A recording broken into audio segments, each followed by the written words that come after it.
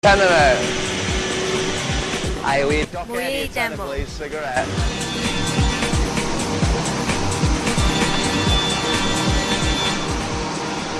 Haven't you got like a quality control manager or something? Yeah, of course I have. But I'm here checking he's doing his job right, because when I checked he was doing his job right yesterday, the fucking answer was no, it wasn't. Why don't you just get better stuff? Is that you? Why? What's wrong with the ones I've got? Well, by you know, turning them off the whole time, it demo. seems like your staff ain't very good. Staff make mistakes, don't they?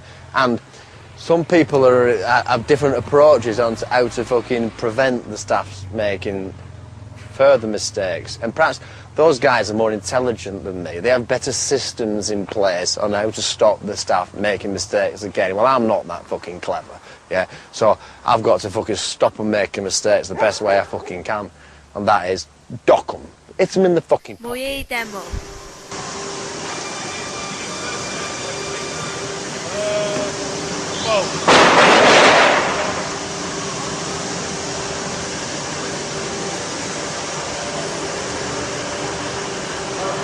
It just fell, mate. It just fell.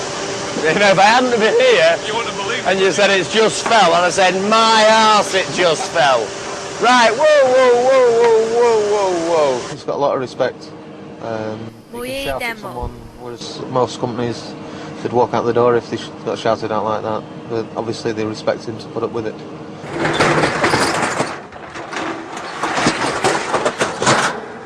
Vance took us to his old mill in Rochdale, where he started selling kitchens 9 years ago.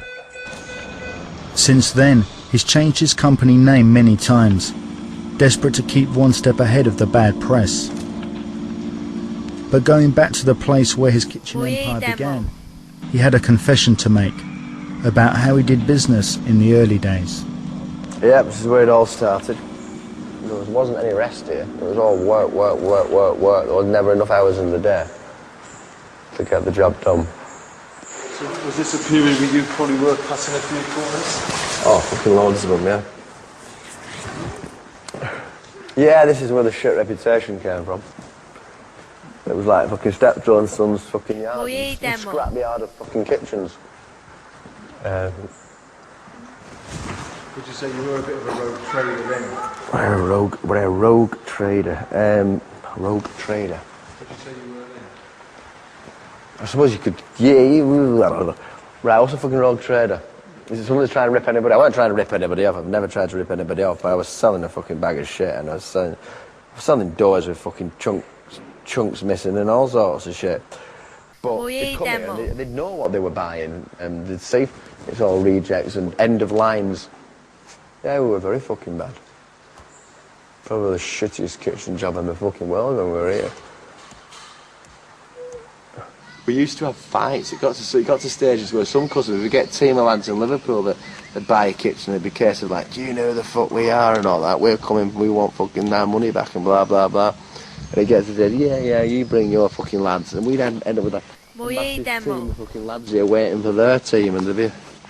What, just from someone who bought one kitchen? Oh god, yeah, exactly. They'd like come the heavy, so we'd like come the heavy back, and yeah, fucking fights over kitchens, fucking here. Police would be down here all the time over some kind of incident.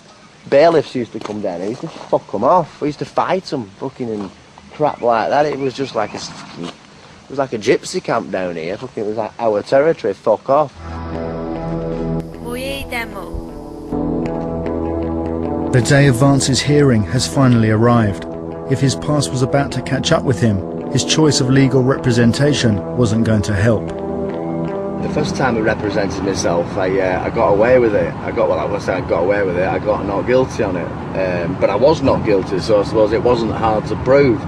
But I suppose that probably went to my head, and from then onwards, I thought I could represent myself all the time. And I think it was probably the last time.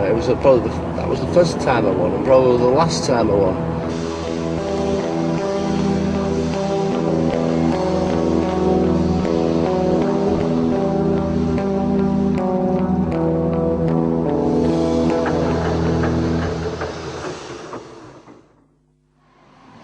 Vance has admitted to 27 out of 31 breaches of his Stop Now order. He also argued his mitigating circumstances too passionately for the judge's liking. At least he knows I'm fucking real. When he sits in his office now, he'll think, fucking hell, he's real, isn't he? He don't fucking hide out, does he? Fucking hell, spade's a fucking spade with that bloke. So perhaps when I'm giving me evidence, he'll believe what I have to fucking say, because he knows I don't hold fuck all back. Vance is in need of a drink. He feels he's in a no-win situation. There is no way on this earth if that judge, at the end of this, at the end of this trial, if he says to me, Mr. Miller, the next time you send out a product that does not conform to contract, i.e. Mrs. Jones wants 3 worktops that are all one particular colour and she gets one that's a slightly different shade, then of course I'm going to go to prison. It's inevitable I'm going to go to prison. Terry.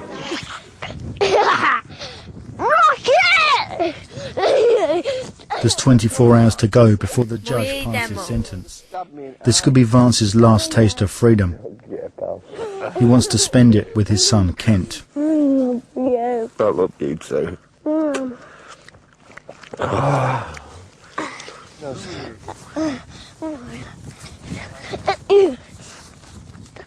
Kent is everything, isn't he? My best pal. Kent, be very careful, yeah? Friday night to Sunday night, we're together all the time. We decide to have a Monday off as well between us. I do stay at his mum's house every now and again, but never been married, no. No, it didn't work out as lovers and all that crap, no, but we haven't fell out. I never lived with my dad. I lived with my mum, and but I still saw my dad. And you've got two lives instead of one, so it's an advantage, not a disadvantage. Plus, you haven't got that father in the house, have you? So you become more of a man yourself quicker, I think. Mind you, I suppose it affects different people different ways, doesn't it? Like jail affects people different ways.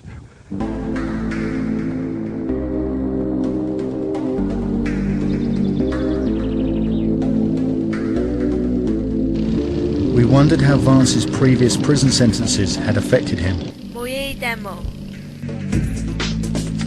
It seemed that instead of teaching him respect for the law, they'd made him even more lawless.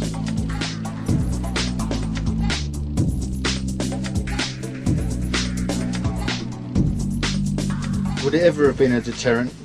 What? Jail? Of course it fucking would. Years ago, fucking before I knew what it were all about, yeah.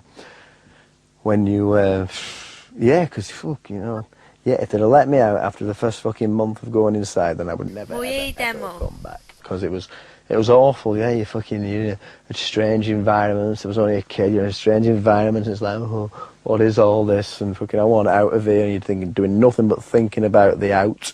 Because you're not trained to fucking think any other way. You're thinking about the out all the time. It's doing your head in. You're heartbroken. Fucking, it's awful. But then you get used to it. You don't get bail, and they keep you in there for a long time, and you end up getting used to it, and you get into the system. So then it's not a deterrent anymore, is it? Because, yeah, I can handle that shit, no problem. It's just an inconvenience. But if the fuckers had let me out after a fucking month, wow, I'd be a wanker now. I'd fucking have a fucking job in a fucking shop or something, or a restaurant, or fucking... I'd be petrified of the fucking system. Isn't it great? When if you don't give a fuck, you can never be beaten, can you? How the fuck can you be beaten if you don't give a fuck? But underneath all the bravado, Vance did care about going to prison, and he showed us a video that he hoped would keep him out. Yesterday I went and just ran round the mill, just so I can show the judge exactly what my operation is all about. So he can perhaps think, well, okay then, you're alright, you know, you don't need all that shit to be a rogue.